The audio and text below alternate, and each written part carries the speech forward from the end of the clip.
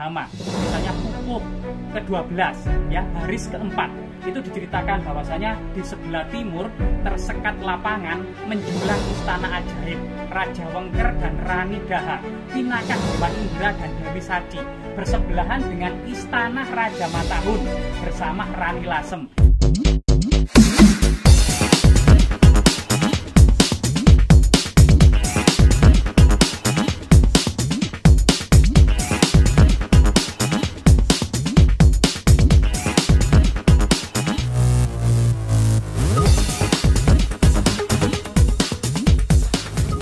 Melihat ya hasil dari ekskavasi Balai Pelestari Kebudayaan Jatim yang berada di situs Kumitir, bagian dari pojok timur laut dari sebuah bangunan tembok batu bata merah yang diduga berukuran 100 x 300 meter atau sekitar 3 hektar dengan gerbang berada di barat ya, gerbang raksasa berada di barat, dan lokasi ini berada di tengah dari tembok tersebut bagian dari timur laut. Kondisinya sangat luar biasa sekali. Misalnya kamera bisa dipejamkan di sini, ini ada semacam struktur tembok ya yang pernah dahulu memang terpuruk ya, seperti sebuah gundukan. Ada semacam tembok di sini, bahkan di sana itu ke arah utara ya, ke barat ini, terus kemudian ke arah timur lagi, seakan-akan presisi dengan tembok yang ada di sini.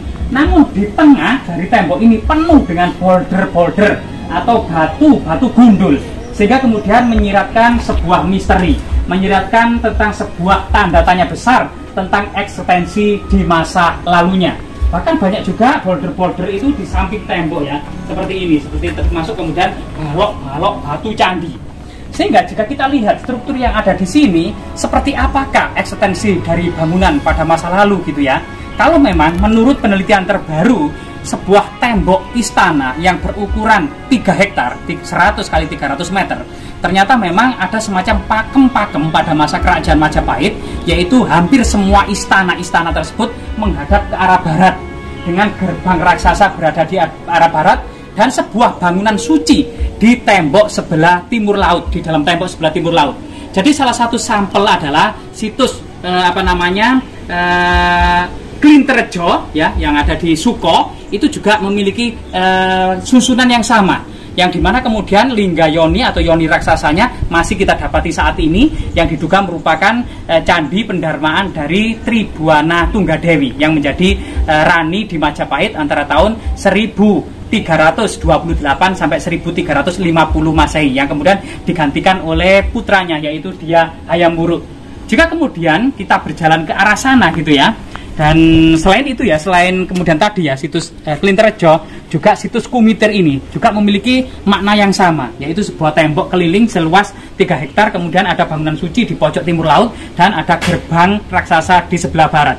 Jika kita mengacu kepada kitab negara Kertagama, misalnya Pupuh ke-12 ya, baris ke-4, itu diceritakan bahwasanya di sebelah timur tersekat lapangan menjulang istana ajaib Raja Wengker dan Rani Daha, Pinakah Dewa Indra dan Dewi Saci, bersebelahan dengan istana Raja Matahun bersama Rani Lasem, tidak jauh di sebelah selatan dari istana Raja Wilwatikta atau Raja Majapahit. Di sini kita saja pada baris keempat ini, dalam Pupuh Negara Kertagama Pupuh 12 ini ada menyiratkan istana ya, istana Raja Wengker sebelahan dengan istana Raja Matahun dan bersebelahan dengan istana Raja Majapahit. Artinya di Trawulan yang diduga kota dan istana kerajaan Majapahit ini satu-satunya situs perkotaan itu penuh dengan istana-istana, baik itu raja pusat yaitu Raja Majapahit maupun raja-raja daerah.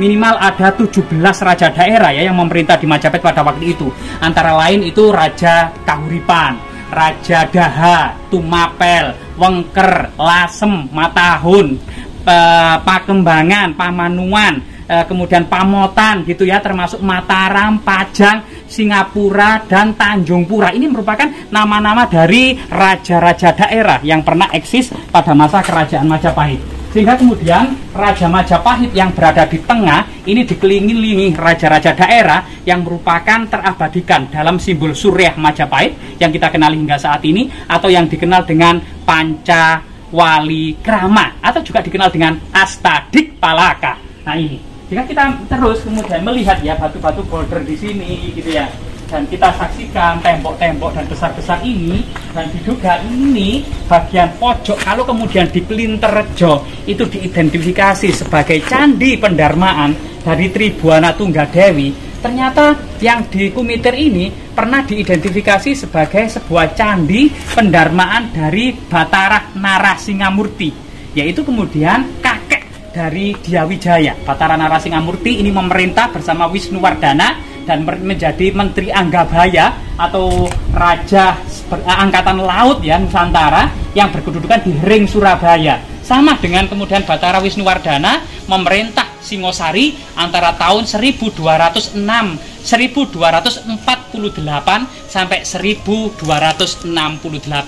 Mangkatnya Raja Wisnuwardana tahun 1268 ternyata juga bersamaan dengan mangkatnya Raja Batara Narasingamurti.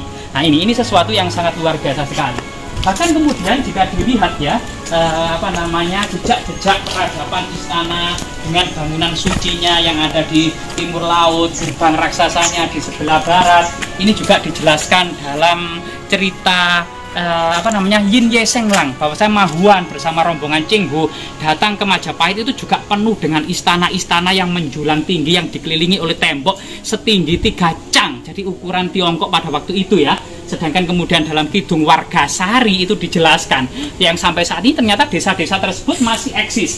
Kidung Wargasari menjelaskan dia mau diwisuda sebagai seorang, ditasbihkan sebagai seorang biksu Buddha muda gitu ya, yang di Lemah Citra, Lemah Surat yang saat ini itu Siti Inggil di Bejijong, itu berjalan dari Sajabung yang saat ini Lebak Jabung, setelah kemudian menikmati pemandangan dan sungai-sungai di Sajabung sampai saat ini masih kita dapati, kemudian berjalan menyusuri desa Banjaran Getas, kemudian Sumengka, kemudian Kumitir, dan berjalan di sebelah timur tembok Istana Majapahit menuju Lemah Citra, sehingga kemudian Kidung Wargasari itu masih kemudian memuat memori yang saat ini ternyata nama-nama Banjaran Getas, Sumengko, kemudian Kumitir itu masih eksis hingga saat ini. Yang sampai saat ini sebagian besar masyarakat masih menggunakan sebagai situs religi. Jika kita lihat ya, situs religi yang saat ini di sana itu ada beberapa keunikan tersendiri. Nah, misalnya kemudian ada tembok besar di sini yang sama-sama kemudian di dalamnya penuh dengan kemudian border-border. Ataukah mungkin ya tersirat atau mungkin juga sekedar iseng saja jika Batara Narasingamurti itu benar-benar menjadi Ratu Anggabaya atau Panglima Angkatan Laut di Nusantara pada waktu Wisnuwardana, mungkin saja kemudian candi pendarmaannya ini dikelilingi oleh kolam-kolam laut dan ombak-ombak raksasa sebagai kemudian memori akan sejarah Batara Narasingamurti yang selalu berada di atas kapal raksasa dengan ombak-ombak laut ya, dan dengan samudra-samudra, sehingga diduga ini juga kolam-kolam ya dan lain sebagainya. Bisa saja juga seperti itu. Nah, di sini juga begitu. Rahayu. Di sini sampai saat ini masyarakat memanfaatkannya sebagai situs religi. Ada persaksian, ada perjumpaan gitu ya. Dan coba kita hormati. Dan di sini juga ada reruntuhan yang sangat besar. Di sini seakanlah paling tinggi dari lokasi yang lain.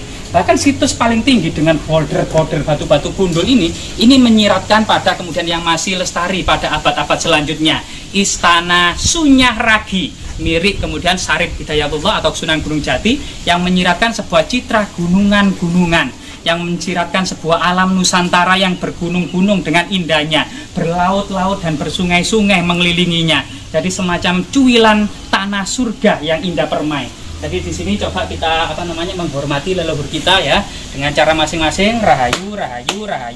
Ong wilahing sekaring jagat bawana langking sekaring kajeng sekaring mayang ong wilahing ya. Mbah putunipun sowan.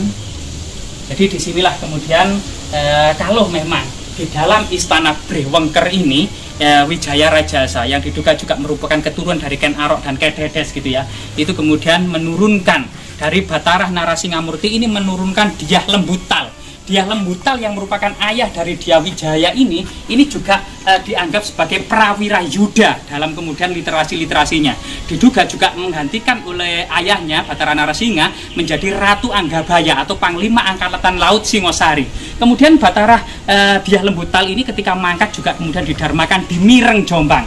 Sehingga jika kita runut silsilah leluhur Dyawijaya, yang pertama ayahnya itu adalah Dyah Lembutal yang ketika mangkat kemudian abunya ditaruh di Mireng, Megalo, Jombang, kemudian kakeknya yang bernama Mahisa Cempaka atau Batara Narasingamurti ketika mangkat dan abunya ditaruh di Kumitir, Jatirejo, Mojokerto, dan kakek buyutnya yang bernama Batara Parameswara atau Mahisa Wongateleng yang merupakan keturunan Ken Arok dan Ken Dedes, ketika mangkat kemudian abunya ditaruh di Pikatan, Gondang, Mojokerto. Lereng Gunung Welirang, Pikatan, Gondang, Mojokerto, kemudian Kumitir, kemudian Mireng yang saat ini dipecah menjadi Mojokerto dan Jombang, dahulunya merupakan telatah Wilwatikta. Artinya leluhur Diyawijaya, sang pendiri kerajaan Majapahit, ini memiliki tanah-tanah kekuasaan yang luas di wilayah yang akan dijadikan Majapahit, termasuk masyarakatnya diduga memiliki loyalitas kepada leluhur Diyawijaya, sehingga kemudian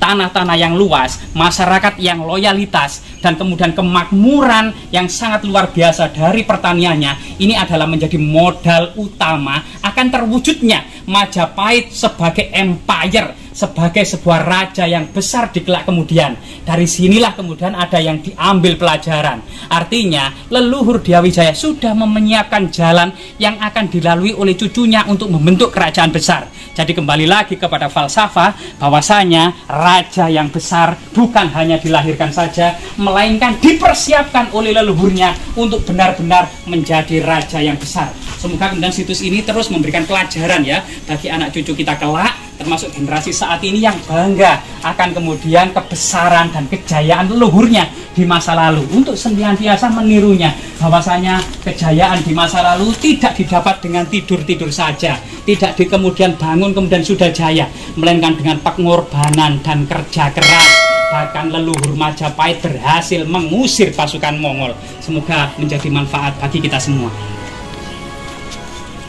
Terima kasih, Mbak.